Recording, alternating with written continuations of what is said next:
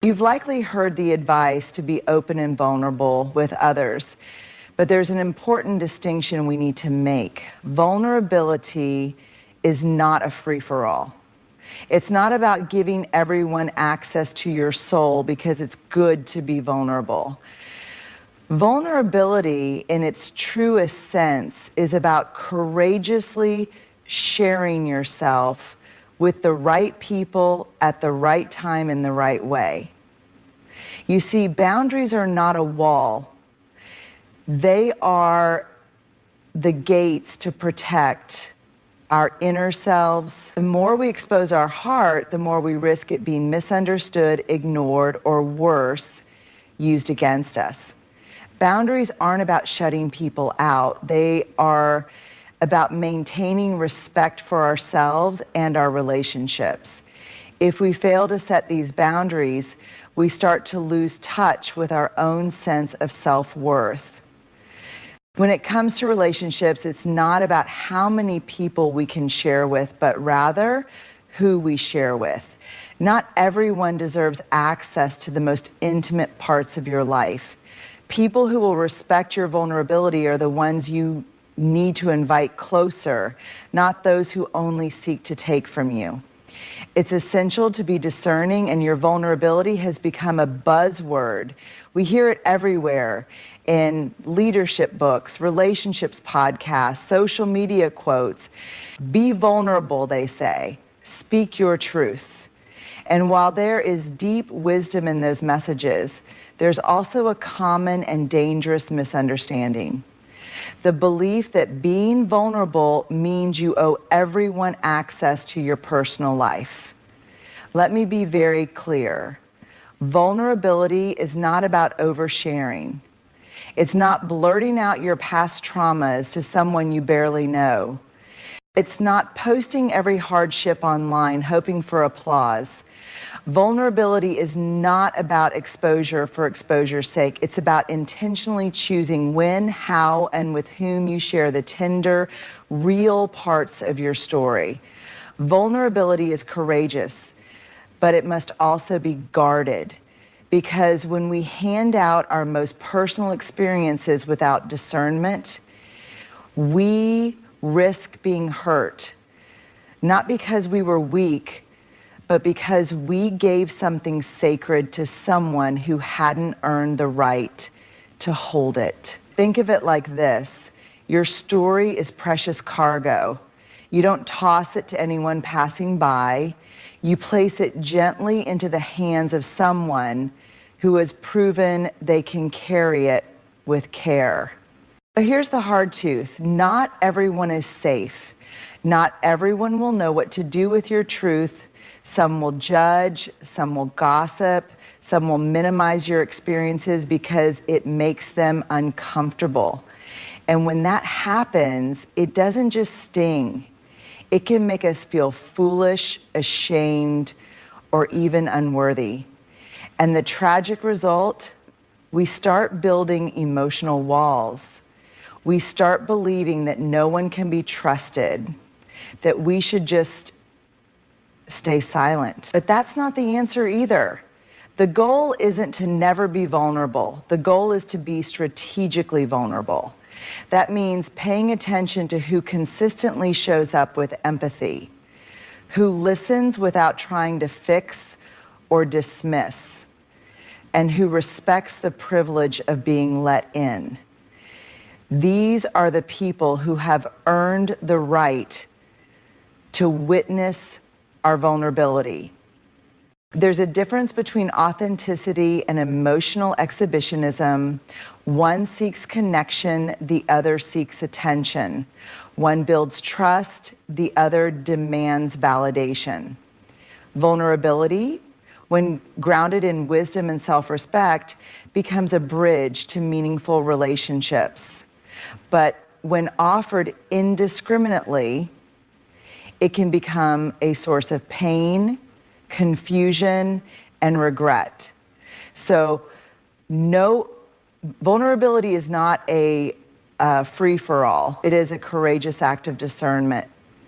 And it's not a weakness, It's the strongest, most self-aware thing you can do to say, I choose to share this part of me with care because I know I'm worth protecting. There's a quiet kind of strength in being able to say, this is where I end and this is where you begin.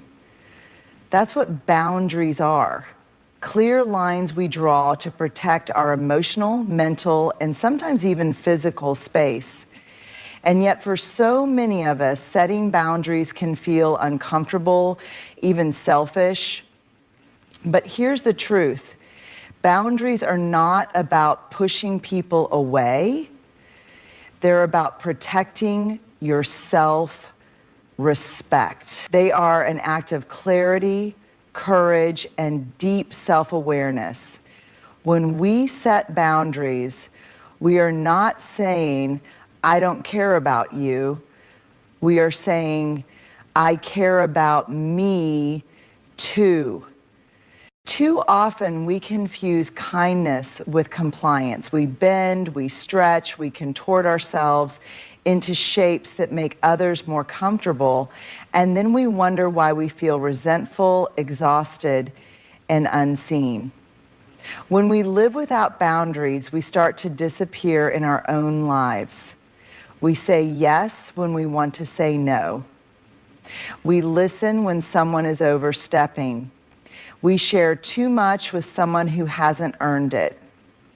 We tolerate disrespect in the name of keeping the peace.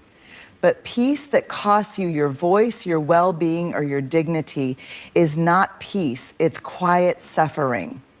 Boundaries are a declaration that your needs, your values, and your emotional safety matter. They are the lines you draw so that your heart doesn't become a doormat. And it's not about being rigid or distant. It's about choosing who gets access to the deeper parts of you. Not everyone deserves a front row seat to your life. Some people are only meant to sit in the balcony, and that's okay. It's important to remember that boundaries are not for other people. They're for you. You are not responsible for how others feel about your limits. You are responsible for setting and holding those limits with integrity. That might mean saying, I'm not comfortable talking about that. Or I need some space. Or even, I'm not okay with the way you're speaking to me. And yes, it might disappoint people, but disappointment is not the same as disrespect. People who truly love you, people who are capable of healthy connection, will not be threatened by your boundaries. In fact, they will respect them because they respect you. And if someone reacts with guilt trips, manipulation, or anger, that is a reflection of them, not a failure on your part. Boundaries are also a radical form of self-trust. When you set a boundary, you're telling yourself, I believe my feelings matter. I trust myself to know what I need. I am willing to protect my peace. That is not weakness. That is wisdom. So if you've been taught that love means sacrifice without limits, let me gently remind you. Real love includes respect, respect for others, and respect for yourself. Setting boundaries doesn't mean you care less. It means you've learned to care more wisely. You are allowed to be kind and clear, empathetic and firm, open and protected. Boundaries are not walls to keep love out, they are doors. Doors that you get to open, close, or lock based on who shows up with honesty, care, and respect. So ask yourself not, will they still like me if I say no, but will I still like myself if I keep saying yes? Because self-respect begins where people-pleasing ends. And you are worth protecting. One of the greatest acts of emotional maturity is learning that not everyone deserves access to you. Not your time, not your energy, and certainly not your personal life. Discernment is the quiet superpower that allows you to see beyond appearances and into character.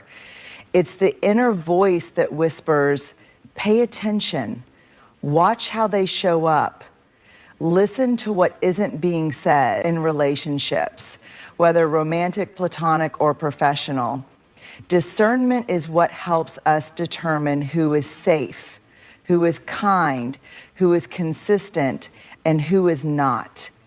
We live in a culture that celebrates connection, but rarely teaches us to differentiate between true connection and false intimacy. Just because someone is charming or curious doesn't mean they're trustworthy. Just because someone asks you to open up doesn't mean they know what to do with what you offer. Some people invite your vulnerability simply because they want the story, not because they're willing to carry the weight of your truth with tenderness and care.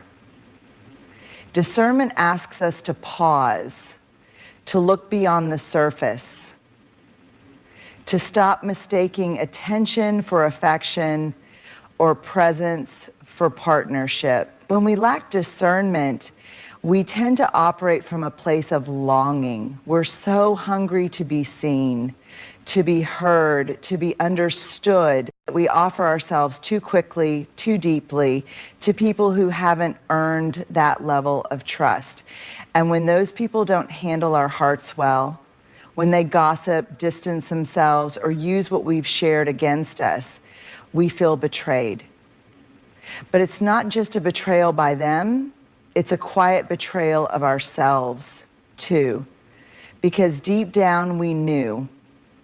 We ignored the small red flags. We told ourselves we were being too guarded, when really we were being wise. That wisdom matters. You get to be kind without being naive. You get to be generous without being wide open. You get to be warm without handing over every part of yourself to people who haven't shown that they are capable of holding it. Discernment means understanding that not everyone is your people. And that's not a judgment, it's a boundary.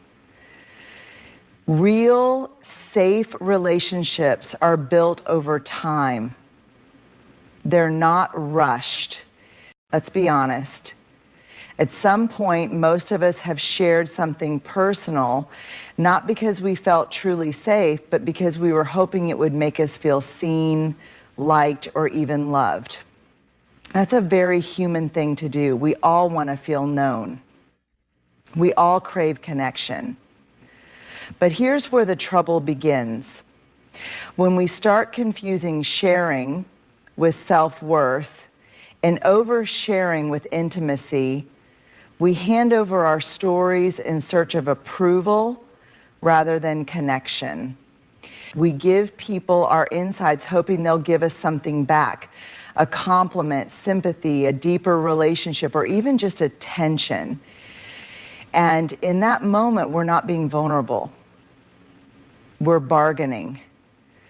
We're saying, if I give you this part of me, will you give me your validation? That's not real connection. That's performance in disguise. True connection doesn't require performance. It doesn't demand that you lay out all your wounds to earn a place at the table. Real connection is built on mutual respect, empathy, and trust, not on how much you're willing to reveal to feel included.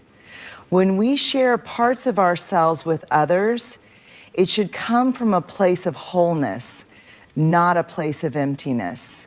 From a place of, I'm already enough, and I'm choosing to share this with you, rather than I'm hoping this makes you like me. There's a quiet strength in being able to sit with your own story first, learn it, understand it, heal from it, and only then Decide who is worthy of hearing it.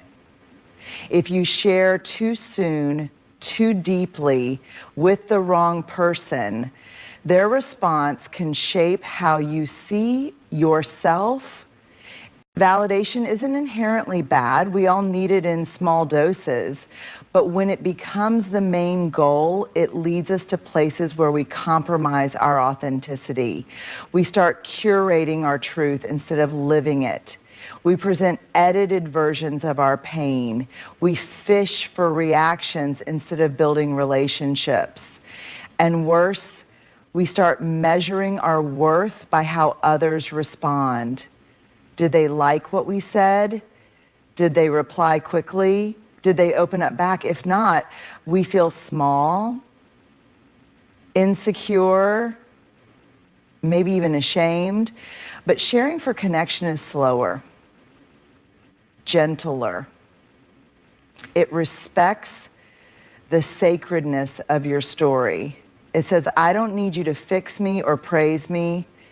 I just want to be seen for who I really am, and I want to offer that same gift back to you.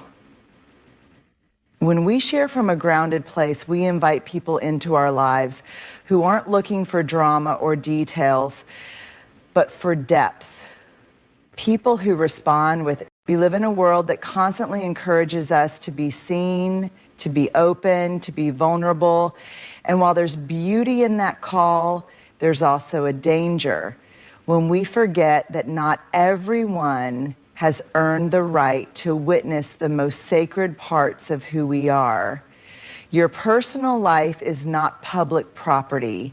It is not a tool to gain approval or a currency to buy belonging. It is your lived experience, shaped by pain, joy, healing, and growth. It deserves care. It deserves discernment. And most of all, it deserves to be protected. Vulnerability without boundaries is not courage, it's exposure. Sharing without trust is not intimacy, it's risk.